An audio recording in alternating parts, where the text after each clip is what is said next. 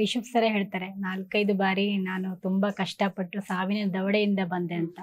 ಆ ಟೈಮಲ್ಲಿ ಪ್ರಗತಿಯವರು ಹರಕೆ ಹೊತ್ತರು. ಅದು ಎಷ್ಟು ಅದು ಹೇಳ ತೀರದು ಅಂತ ಹೇಳಿದ್ರು. ಅದನ್ನೆಲ್ಲ ಕೇಳ್ತಿದ್ದಾಗ, ಕಣ್ಣಾರೆ ನೋಡ್ತಿದ್ದಾಗ, ಅದನ್ನ ತಮ್ಮ ಜೊತೆ ಹಂಚ್ಕೊಳ್ತಿದ್ದಾಗ ತಮ್ಗೆ ಎಷ್ಟು ಕಷ್ಟ ಆಗ್ತಿತ್ತು? ಅಂದರೆ ರಿಷಬ್ ಹಂಚ್ಕೊಳ್ಳಲ್ಲ. ನಾನು ಅಲ್ಲೇ ಇದ್ದಿದ್ದರಿಂದ ನಾನು ಅಂದರೆ 250 ಡೇಸ್ ಏನು ಶೂಟ್ ಮಾಡಿದ್ದೀವಿ, every single day I was in set. ನಾನು ಡೈಲಿ ಮಾರ್ನಿಂಗ್ ಹೋಗ್ತಾ ಇದ್ದೆ, ಈವ್ನಿಂಗ್ ತನಕ ಸೆಟ್ಟಲ್ಲಿ ಇರ್ತಾ ಇದ್ದೆ. ಎಲ್ಲ ಈವ್ನಿಂಗ್ ಅದಾದಮೇಲೆ ನಮ್ದು ಒಂದು ಟೀಮ್ ಮೀಟಿಂಗ್ ಇರ್ತಿತ್ತು. ಎಲ್ಲ ಡಿಸ್ಕಷನ್ಗಳಲ್ಲೂ ಎಲ್ಲದರಲ್ಲೂ ಪಾರ್ಟ್ ಆಫ್ ದ ಟೀಮ್ ಆಗಿರ್ತಿದ್ದರಿಂದ ನನಗೆ ಗೊತ್ತಾಗ್ತಿತ್ತು.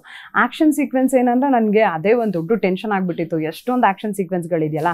ರಿಷಬ್ಗೆ ಆ್ಯಕ್ಷನ್ ಅಂದರೆ ಇಷ್ಟ. ಮತ್ತು ಅವ್ರಿಗೆ ತುಂಬ ಅದರಲ್ಲೂ ತುಂಬ ಪರ್ಫೆಕ್ಟಾಗಿ ಬರಬೇಕಲ್ವಾ. ಇವಾಗ ಡ್ಯೂಪ್ ಯೂಸ್ ಮಾಡೋದು ಬೇರೆದು ಅದನ್ನೆಲ್ಲ ಪ್ರಿಫರ್ ಮಾಡಲ್ಲ, ನಾನೇ ಮಾಡ್ತೀನಿ ಅಂತ ಮಾಡ್ತಾರೆ. ಆಮೇಲೆ ರೋಪ್ ಶಾರ್ಟ್ಸ್ ಆಗಿರ್ಬೋದು, ಎಷ್ಟಾದ್ರೂ ಅವ್ರಿಗೆ ಟಯರ್ಡ್ ಆಗ್ತಿದ್ರು ಇಲ್ಲ, ಅದು ಅಚೀವ್ ಆಗೋವರೆಗೂ, ಅದು ಪರ್ಫೆಕ್ಟಾಗಿ ಬರೋವರೆಗೂ ಓಕೆ ಮಾಡಲ್ಲ, ನಾನು ಮಾಡ್ತೀನಿ ಅಂತ ಮಾಡ್ತಾನೆ ಇರ್ತಾರೆ. ಸೊ ಅದೆಲ್ಲ ನನಗೆ ಸ್ವಲ್ಪ ಟೆನ್ಷನ್ ಆಗ್ತಿತ್ತು. And it is not only about Rishab. ಅಲ್ಲಿ ಎಷ್ಟು ಜನ ಬರ್ತಾರೆ ಅವರೆಲ್ಲರೂ ನಮ್ಮದೇ ರೆಸ್ಪಾನ್ಸಿಬಿಲಿಟಿ. ಈಗ ಒಂದು ಚಾರಿಯೇಟ್ ಫೈಟ್ ಮಾಡಬೇಕಾದ್ರೆ ಆಗಿರ್ಬೋದು, ರಿಷಬ್ ಜೊತೆಗೆ ಫುಲ್ ನಮ್ಮದು ಬರ್ಮೆ ಗ್ಯಾಂಗ್ ಎಲ್ಲರೂ ಇದ್ದರು. ಆ ಮಕ್ಕಳು ಅವರೆಲ್ಲರೂ ನಮ್ಮದೇ ರೆಸ್ಪಾನ್ಸಿಬಿಲಿಟಿ ಅಲ್ಲ, ನಮ್ಮನ್ನು ನಂಬ್ಕೊಂಡು ಬಂದಿರ್ತಾರೆ. ಸೊ ನಂಗೆ ಪ್ರತಿ ಆ್ಯಕ್ಷನ್ ಸೀಕ್ವೆನ್ಸ್ ಆಗಬೇಕಾದ್ರೂ ಅದು ರಿಷಬ್ಗೋಸ್ಕರ ಅಂತ ಅಲ್ಲ ಹರಕೆ. ಅಂದರೆ ದೇವರೇ ಯಾರಿಗೂ ಏನು ಕಿಂಚಿತ್ತು ನೋವಾಗಬಾರ್ದು, ಒಳ್ಳೆ ರೀತಿಯಲ್ಲಿ ಇದು ಮುಗಿಸ್ಕೊಂಡು ನಾವು ಆಚೆ ಬರ್ಬೇಕು ಅನ್ನೋದಷ್ಟೇ ಪ್ರೇಯರ್ ಅದು. And we believe in that higher power. ನಮ್ಮ ಜೊತೆಗಿದ್ದು ಯಾವತ್ತೂ ಕಾಯ್ತಾ ಇದ್ದಾನೆ.